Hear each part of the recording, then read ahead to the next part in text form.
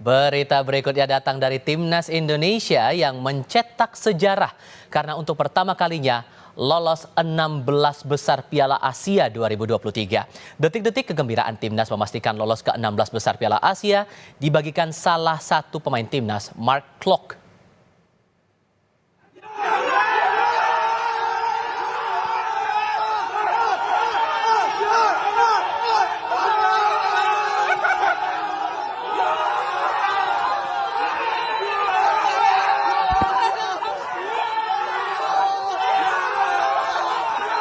Kegembiraan pemain Timnas pecah saat menonton laga Kirgistan versus Oman yang berakhir imbang 1-1. Hasil itu memastikan Timnas Indonesia lolos 16 besar Piala Asia lewat peringkat 3 terbaik. Di kamar hotel, Mark Klok, Elkan Baget, dan kawan-kawan melompat dan bersorak merayakan hari bersejarah itu.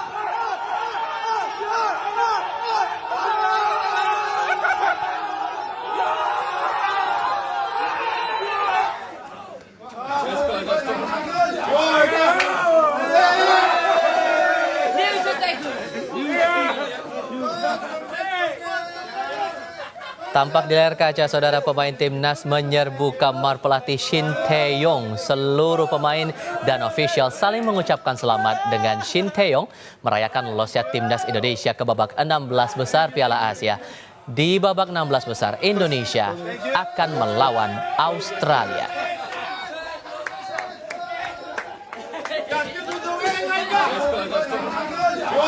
Pelatih Timnas Shin Tae-yong mengaku sangat gembira dengan lolosnya Timnas Indonesia ke babak 16 besar Piala Asia 2023. Shin Tae-yong bilang meski Timnas 1 kali menang dan 2 kali kalah, pemain selalu bekerja keras di setiap pertandingan. Keberhasilan Timnas ini juga tak lepas dari bantuan Tuhan.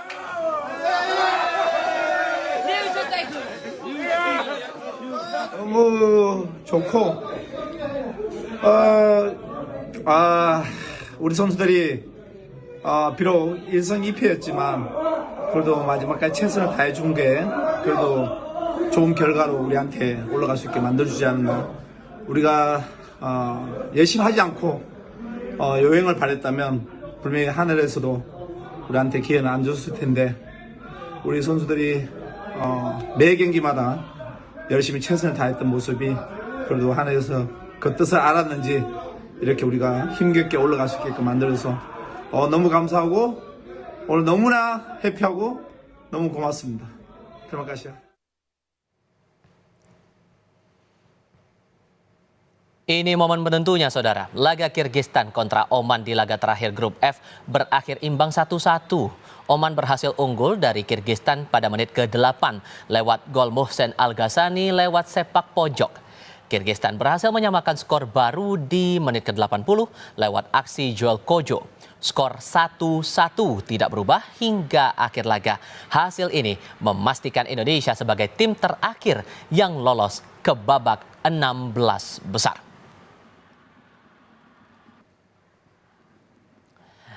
Kita langsung bergabung dengan Sumarji, manajer Timnas Indonesia, untuk bercerita lebih banyak soal sejarah yang dicetak oleh Timnas Indonesia di Piala Asia 2023 ini. Pak Sumarji, apa kabar, Pak? Alhamdulillah baik semua. Baik dan pasti bahagia ya mencetak sejarah kali ini lolos 16 besar Piala Asia 2023. Apa yang terpikir, apa yang terasa? Cerita lebih banyak, Pak. Ya, jadi yang pertama, ini saya patut mengucapkan rasa terima kasih, bersyukur kepada Allah Subhanahu wa Ta'ala. Terlebih saya tentunya berterima kasih kepada seluruh masyarakat Indonesia, di mana keberhasilan dan kita Timnas Indonesia bisa lolos ke 16 besar itu yang pasti adalah berkat doa seluruh warga Indonesia. Karena apa? Karena kita tahu bahwa kami pun sebenarnya sudah kecil hati gitu. Karena dengan kondisi kita sebagai penunggu terakhir itu tentunya kan dagdikduk dan lain sebagainya. Tetapi kembali lagi, ini adalah bagian sejarah yang tidak akan pernah terlupakan, dan kembali lagi sejarah ini bisa dicatat karena berkat doa seluruh masyarakat Indonesia. Itu yang pertama. Yang kedua, kaitannya dengan soal kelolosan ini tentu ini adalah perjuangan daripada tim yang dari awal memang sangat luar biasa dengan dipersiapkan jauh-jauh hari, TC jauh-jauh hari, dan itu memang membawa dampak yang sangat baik, baik di suasana tim itu sendiri, baik di dalam maupun di dalam itu pada saat kita di hotel, pada saat kita pelatihan, dan pada saat kita melaksanakan pertandingan. Itu semua memang dengan jangka waktu yang cukup sehingga bisa membuat atau membuat chemistry di antara pemain dan pelatih dan ofisial itu tercipta dengan baik.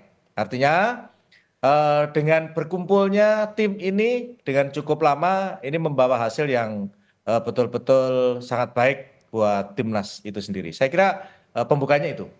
Dan tadi juga sempat ditunjukkan video suasana saat akhirnya ada kepastian nih bahwa timnas kita lolos 16 besar. Saat nonton bareng kala itu sempat masih ada optimisme nggak sih dari pemain kita maupun juga dari Coach Sinteyong bahwa kayaknya kita bisa lolos nih? Atau gimana suasananya, boleh diceritakan lebih banyak nih, Pak? Ya, jadi sebenarnya itu berawal kita sudah lemes sebenarnya di babak pertama kan kita kan Kirgistan sama Oman kan apa namanya Oman kan 1-0 itu di babak awal.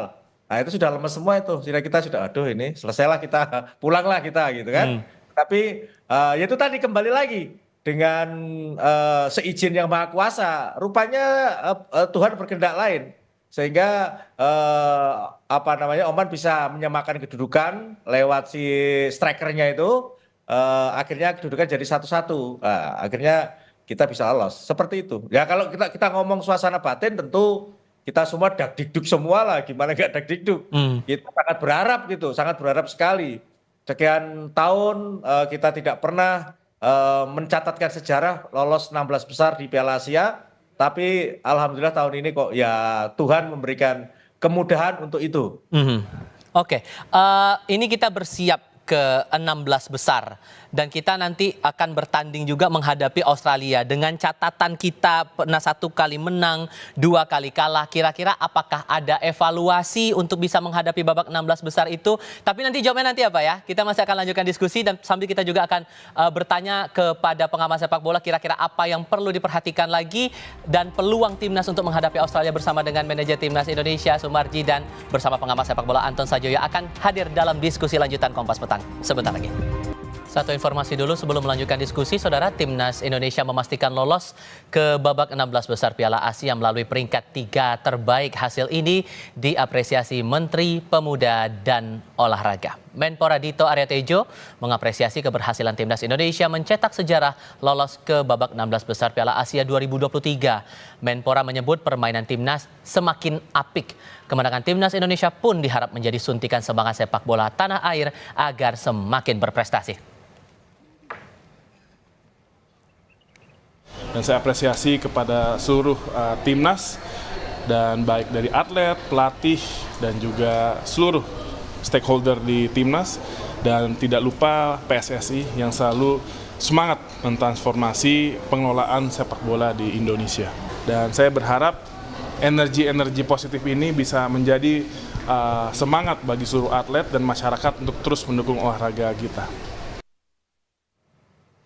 Kami masih membahas peluang Timnas Indonesia melaju lebih jauh lagi di Piala Asia 2023 kali ini. Manajer Timnas Indonesia Sumarji masih bersama kami dan bertambah satu narasumber lagi, pengamat sepak bola Anton Sanjoyo. Bung Joy, apa kabar? Baik. Saya mulai ke Anda dulu untuk sesi ini, Bung Joy. Sejauh apa Anda memaknai, mencermati lolosnya Timnas kita ke babak 16 besar Piala Asia? Ya, pertama saya harus ucapkan selamat ya, meskipun banyak yang mengatakan ya jalur peringkat ketiga lolos lewat lewat ditolong oleh Kirgistan dan macam-macam, tapi apapun kan lolos ya. Dan saya lihat sebetulnya sejak dipegang Sintayong jauh sebelum ini kan Timnas Indonesia itu meningkat penampilannya dalam arti bagaimana mereka bermain dan macam-macamnya itu terus meningkat. Dan yang paling mengejutkan saya adalah ketika menghadapi Vietnam. Itu luar biasa menurut saya taktik yang diperagakan oleh Sintayong dan pemain gitu loh. Nah, yang saya mau bilang tadi khawatir itu Apa tuh? bukan soal lawan Australia. Kalau lawan Australia malah saya yakin Indonesia bisa menang bahkan ke quarter final. Karena Australianya biasa-biasa aja menurut saya dan kalau kita lihat setara lah kualifikasinya dengan pemain-pemain Indonesia dan keterampilannya gitu loh. Hmm, Mungkin kalau lawan Jepang agak jauh ya. Kalau lawan Australia deket-deket aja Indonesia bisa menang.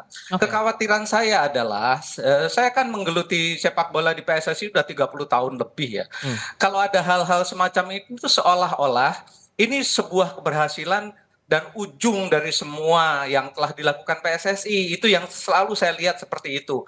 Nanti apapun hasil lawan Australia ini saya sudah menduga ini pasti akan ada glorifikasi yang menurut saya agak berlebihan biasanya begitu dan itu tidak baik untuk tim nasional karena menurut saya apa yang dilakukan PSSI terhadap Sintayong dan tim nasional sejauh ini sudah cukup oke tapi bukan itu ujungnya. Ujungnya adalah menurut saya bagaimana PSSI itu bisa meningkatkan kualitas kompetisi domestik sehingga kita bisa lebih berbicara lagi di tingkat elit Asia. Hmm. Nah kan timnas ini kan ujungnya dari kompetisi domestik itu gitu loh. Nah kalau kompetisi domestik tidak naik kualitasnya, Indonesia akan berada di segini-segini aja gitu loh. Dan saya tidak mengatakan ini kebetulan ya, karena di Asian Games pun kita bicara banyak kan sebetulnya. Kalau kita bicara Piala Asia, ini pertama kali kita lolos ke 16 besar gitu loh. Tapi kan perjalanan kita itu sebetulnya Indonesia itu harusnya levelnya udah sama kayak Jepang, Korea Selatan, Arab Saudi gitu loh. Australia bahkan kalau menurut saya kalau PSSI serius dalam membina kompetisi domestik sehingga kualitasnya bisa bersaing di level elit Asia, kita bisa lewati Australia, Suriah dan macam-macam itu bukan lawan kita lagi gitu. Sehingga kekhawatiran Anda tadi kalau glorifikasi ini terlalu disahut berlebihan malah jadi akan berpengaruh ke mental pemain, begitu?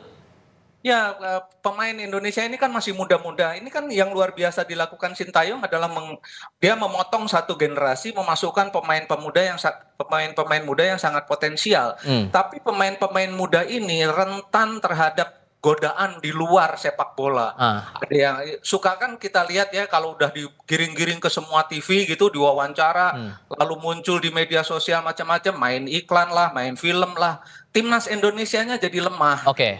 Ini yang catatan saya ya, karena saya ada di PSSI itu sejak zamannya Aswar Anas. Oke. Sampai sekarang pun saya masih ngikuti terus gitu loh. Nah, sehingga dengan menjaga agar mental pemain ini tetap bisa terjaga begitu Pak Sumarji, ada pesan khusus nggak dari Coach Sintayong sendiri kepada para pemain kita? Ya, gini, terima kasih Bang Zai. Jadi memang apa yang disampaikan itu betul. Dan itu yang selalu saya ingatkan kepada anak-anak. Kenapa? Karena dengan glorifikasi yang begitu luar biasa, itu berpengaruh terhadap mental anak-anak. Maka ketika saya berada di tengah-tengah, yang nomor satu yang selalu sampaikan, hindari medsos, jangan mengedepankan dirinya dan kepingin dirinya jadi artis. Karena kalau sudah demikian, itu pasti nanti mentalnya turun. Mentalnya turun, performanya turun, semuanya turun. Nah itu yang harus kita jaga. Dan itu yang sampai dengan detik ini selalu saya jaga. Saya boleh dikatakan paling cerewet yang soal begitu. Mungkin saya ini paling dibenci sama anak-anak kalau yang begitu. Karena saya selalu katakan, gak usah lah, gak usah. Kalau kalian memang semuanya kepingin punya berprofesi di sepak bola, kedepankan prestasimu, jaga performamu yang baik. Jangan terus begitu, hanya baru begini saja itu sudah langsung wow muncul di medsos. Oh, karena merasa hebat, merasa terkenal, jadi akhirnya ya dinomor duakan. Banyak hal dan itu sudah terjadi dan pada akhirnya ujung-ujungnya kan pada turun itu. Oke. Kalau melihat lawan kita nanti, Bung Joy, melawan Australia, kira-kira hal apa yang kiranya perlu diperhatikan? Jadi gini, ketika menghadapi Vietnam, itu saya betul-betul terkejut ya, karena Sintayong itu menerapkan strategi bermain yang barangkali juga tidak pernah diduga oleh pemain-pemain Vietnam. Ofensifnya luar biasa, high defensive line, semua pemain belakang ada di sekitar garis tengah, sehingga pemain Vietnam itu betul-betul tidak punya peluang sama sekali untuk masuk ke wilayah Indonesia. Dan mereka baru bisa bangkit sedikit, mulai bangkit itu mulai di babak kedua, tapi semua sudah telat karena pemain Indonesia sudah sangat confidence dan pemain seperti Pratama Arhan, pemain seperti Yakob Sayuri, Marcelino Ferdinand itu begitu keluar kepercayaan dirinya ya, dan saya lihat ini adalah modal yang luar biasa karena pemain-pemain muda kalau nggak keluar kepercayaan dirinya, kemampuan mereka nggak kelihatan gitu loh. Nah, Sintayong berhasil mengeluarkan itu semua dan tim semuanya bermain dengan sangat solid. Nah, itu yang kalau bermain seperti itu melawan Australia, saya yakin kita akan melaju ke quarter final. Oke, dengan catatan 1 kali menang 2 kali kalah waktu itu, Pak Sumarji, kira-kira apa yang dievaluasi oleh timnas untuk bisa memperbaiki performa nanti melawan Australia? Ya, jadi begini, yang pasti kami ini di sini kepingin betul-betul bisa melihat, menganalisis apa yang dilakukan, skema apa yang dilakukan, strategi apa yang dilakukan oleh lawan. Berikutnya adalah Australia. Tentu dengan itu yang pertama adalah menganalisa itu dulu. Yang kedua, ini berkaitan dengan bagaimana meningkatkan performa anak-anak. Jadi dengan kondisi yang seperti ini, yang kita bangun dulu adalah bagaimana menguatkan mental anak-anak. Yang kedua, yang pasti adalah bagaimana strateginya, dan yang lebih utama lagi adalah bagaimana mempertahankan fisik daripada anak-anak.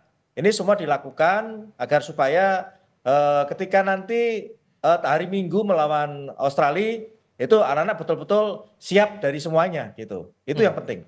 Oke, Bung Joy, sebagai gambaran juga bisa berikan gambaran kepada kami juga begitu untuk kekuatan dan juga kelemahan dari Australia yang mungkin bisa dimanfaatkan menjadi peluang buat timnas Indonesia kita ke babak berikutnya begitu, gimana? Tadinya saya mengira Australia itu adalah tim yang tampil di Piala Dunia 2002 ya. Wah, kalau yang tampil di sana agak mengerikan, tapi ternyata saya lihat rosternya ternyata agak berbeda. Dan ketika saya lihat beberapa pertandingan mereka ketika melawan India, melawan Suriah, dan terakhir melawan Uzbekistan, menurut saya tidak terlalu istimewa, malah Jepang itu jauh lebih firm gitu loh bermainnya. Cuma memang Australia ini secara physically mereka memang kayaknya jauh lebih segar gitu lah. Itu yang mungkin Pak Marji tadi udah mengatakan bagaimana menjaga kebugaran fisik karena pemain Australia saya lihat sangat bugar. Cuma kalau dari sisi bagaimana mereka bermain, determinasinya, bagaimana mereka menyerang, bertahan, menurut saya rata-rata air lah kalau di tingkat Asia gitu ya. Nggak seperti Korea aja menurut saya tidak terlalu bagus. Jepang pun kemarin tidak terlalu bagus. Tapi Australia tidak sebagus mereka juga gitu loh. Jadi menurut saya Indonesia punya peluang lah kalau bisa bermain dengan sangat confidence. Karena utamanya adalah kalau di sisi kemampuan saya rasa pemain-pemain Indonesia sudah setara dengan mereka, dengan Australia. Cuma bagaimana confidence-nya ini tetap dijaga. Karena Australia saya lihat begitu confidence ya mainnya. Meskipun menangnya nggak terlalu banyak. Juga lawan India 2-0, lawan Suriah 1-0 juga gitu loh. Jadi menurut saya nggak terlalu istimewa lah kalau itu bisa dimanfaatkan, Indonesia bisa meraih kemenangan. Peluang itu ada tapi PR besarnya jangan lengah, fisik mental harus tetap dijaga. Pak Sumarji, terima kasih. Bung Joy juga terima kasih sudah berbagi perspektif bersama kami. Doa terbaik untuk timnas Indonesia di Piala Asia 2023. Selamat sore semuanya. Sore.